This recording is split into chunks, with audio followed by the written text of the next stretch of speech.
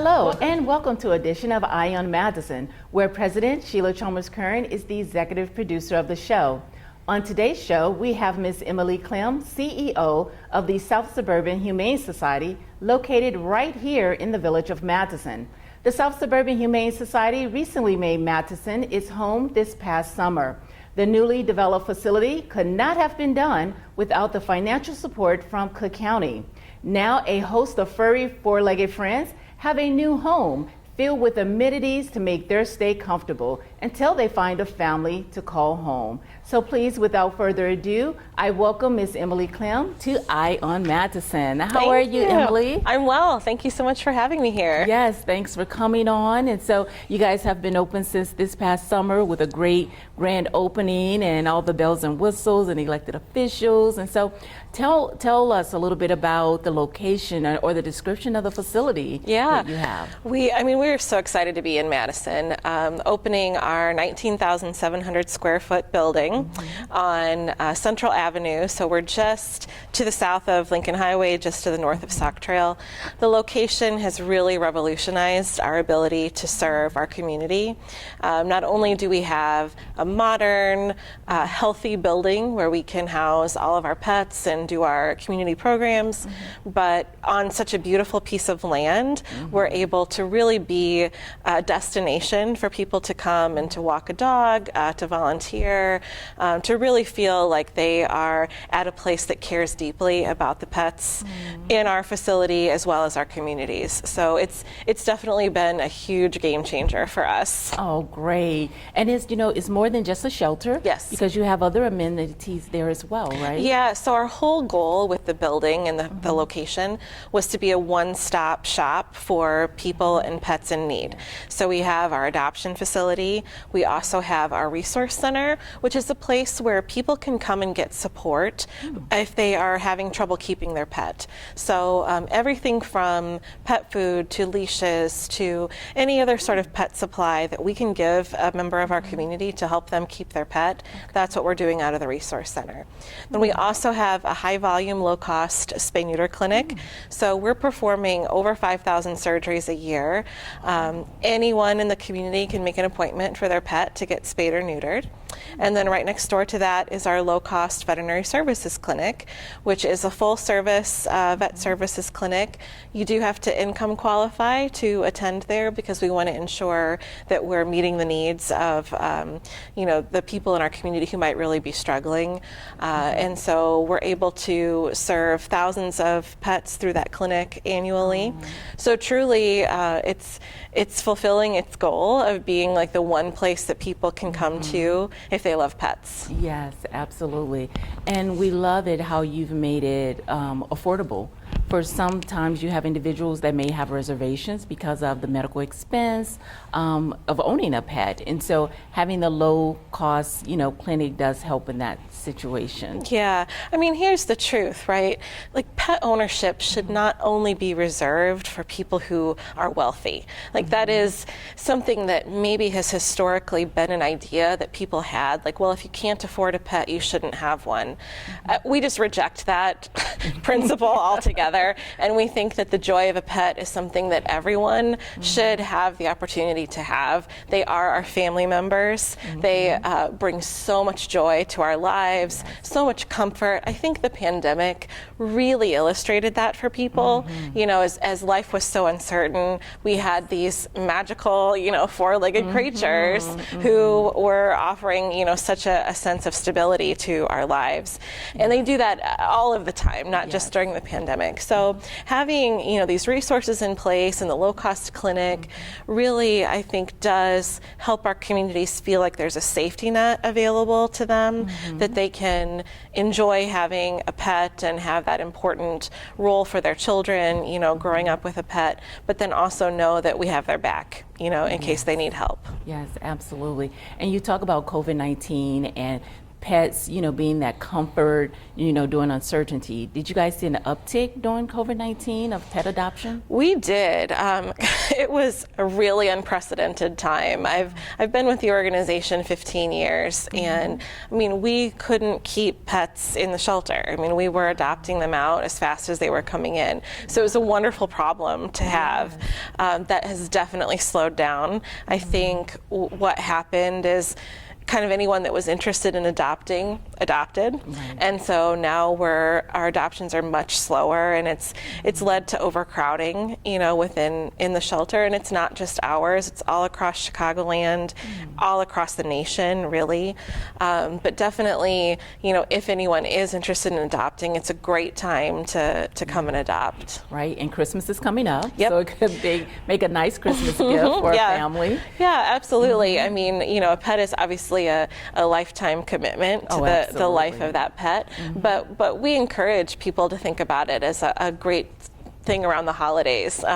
We actually have also always allowed parents to surprise children, with it, because we appreciate how much fun that is, and we don't think there should be any reason that that's not a part of what we do. Absolutely. Now, what type of pets do you normally intake? Is it just dogs and cats? Are there any other type of animals? And typically, how many can you have at one time? Because you're at the max right now, We right? are, we are at the max. So we do focus on dogs and cats because of our relationship with Cook County and the types of cases that they sometimes come across. We have had a variety of other types of animals at different times. We have had some pot-bellied pigs. Wow. A peacock is a favorite story that everyone has, Okay. but that's not the norm by any means. It's dogs and cats. So at any given time, there are around 175 pets in the building, 60 to 70 dogs, and 70 to 75 cats.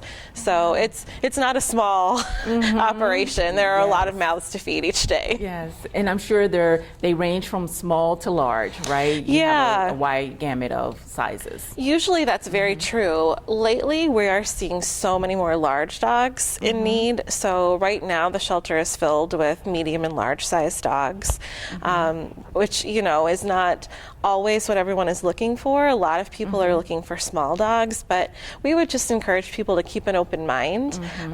Large dogs bring so much love and comfort, and also large dogs need walks, and so if you're looking to increase your step count each day, a large dog can really get you out the door and on those walks. Yes, I'm sure. And so how do you guys go about collecting animals in the shelter to be rescued and adopted? How does that process typically work? So the majority are actually brought in by police departments and animal control officers as lost pets. So we do everything within our power to reunite those lost pets with the worried owners that are looking. But if the dog isn't or pet isn't microchipped, or doesn't have some other form of ID, sometimes that can be a really hard thing to reunite families with their pets. So most of them come in that way. Around 30% come in from owners who just can't care for their pet anymore. So it might be something beyond what we can help them with. They might be moving to a place that doesn't allow a new pet. So there's a variety of reasons that they come in that way. But that's the two main sources. Okay. And then, with you guys, definitely having a lot of animals at this time, and say if someone's having reservations, just kind of on the edge, teetering, not sure that they really want a pet, but they want a pet, can they just foster a dog until there's a permanent home available for them? Absolutely. So we are huge fans of fostering at South Suburban Humane Society. We try to make it as easy as possible.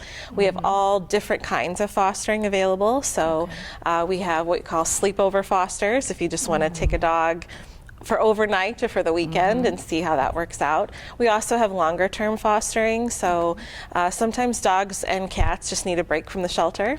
So a couple of weeks, foster to adopt situation where people are kind of test driving the pet, Exactly. And we have no judgment about that. Like, we think it's great. The pet gets out of the shelter, even if the person says, hey, this isn't for me.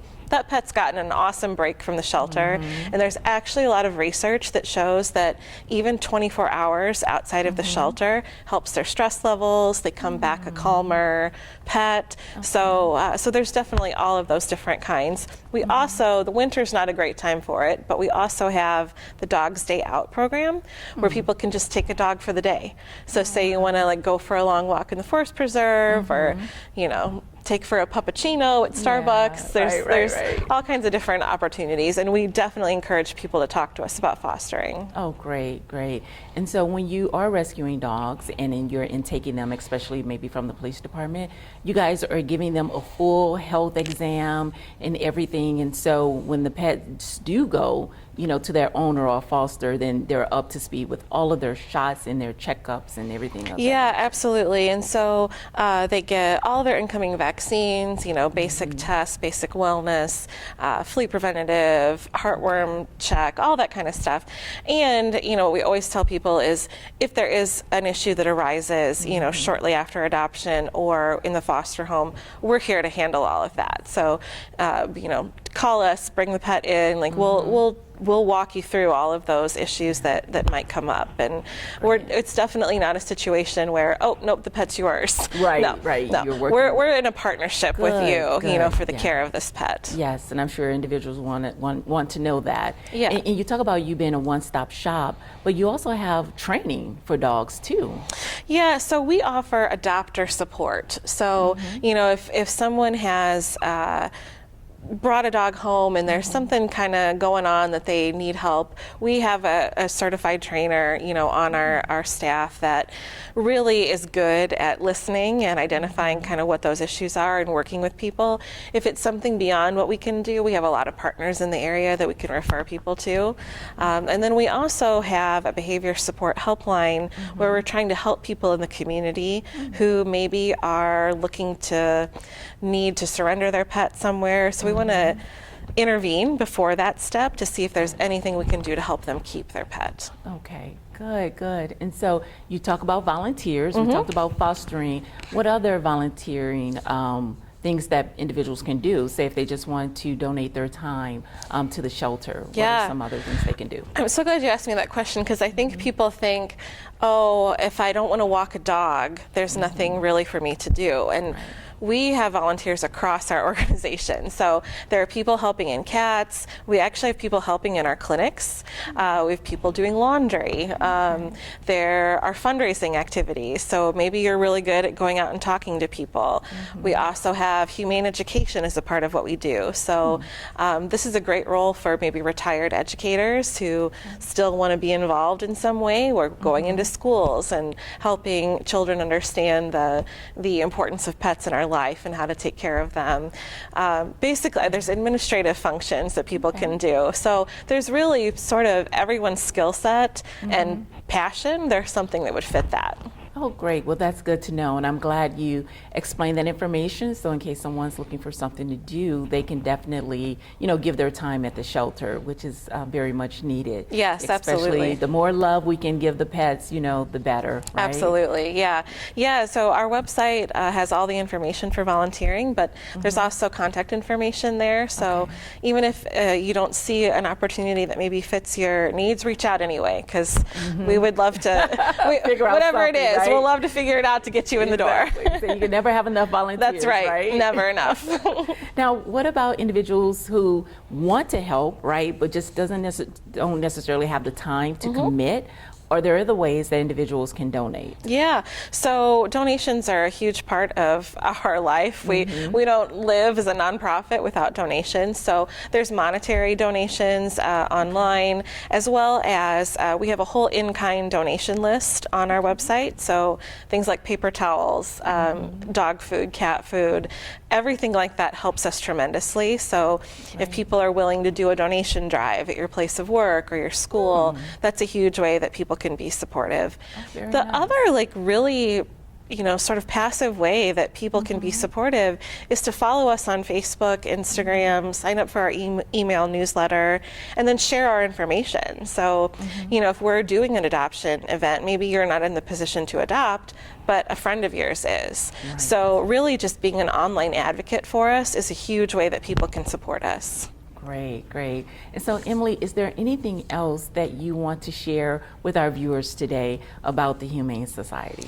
And I think that, we're still building our awareness that we're here in Madison. So we really would love for everyone to come and visit us. Even if you're not in the market to adopt, come and see our new building, take a tour, ask for me, and I'll be happy to take you on a tour and help us really build the community, that we are seeking to build here in Madison. And if you are finding this and you've never seen Madison, come check out all the amazing things right off of I-57 here in our community. Yes, great, Emily. Thank you so much. And just one other point that you kind of brought up a while back when we actually talked. You talked about the veterinarian section, right? And how there's such a huge gap between, or the lack thereof, when it comes to African American veterinarians. Can you just expound on that a little bit? Because I thought it was very interesting when you shared that information with us. Yeah, so right now in general, there's a veterinarian shortage. Like we do not have enough veterinarians to meet the needs of people across the country.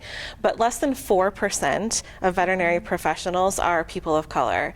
And so it's a huge goal of mine, it's a huge goal of the South Suburban Humane Society to expose the veterinary career to young people so that they see that as an option for their lives. We would love to partner more with the schools and to help them see themselves in the shelter, see themselves as a career, see it as a real career path for them. And there's a lot of work being done nationally for scholarships and things like that. So I think it's a really exciting time to be working on that. So it's definitely a passion personally of mine and for the organization to continue to build that. Wow. Well, Emily, you're doing such great work at the Humane Society. You and your team, I wish you guys nothing but success here in the village of Matteson, and welcome again to your new home. We're excited to have you here. Thank you. And so thank you for coming on On Matteson. You've shared a lot of information. And so hopefully you've intrigued someone to come out and adopt, volunteer, or, in-kind donation as well. So hopefully, you've tugged at the heart, because pets tend to do that, right? Yes. They bring so much joy to your life. And so Thank you. I appreciate all that you're doing. Thank you. And thank you so much to you and the president for all the support that we've gotten all through this process of moving here. We're really grateful to be in Madison. Great. And great to have you here. Thank you, Emily. Well, there you have it. Emily, once again, here talking about information about the South Suburban Humane Society. So please come out if you're interested in adopting a pet. Visit their website at www.southsuburbanhumane.org. Thank you for tuning in, and until next time, please stay tuned, stay informed, and stay safe. Matteson is a home for business and a heart for family. Thank you for joining us. Goodbye.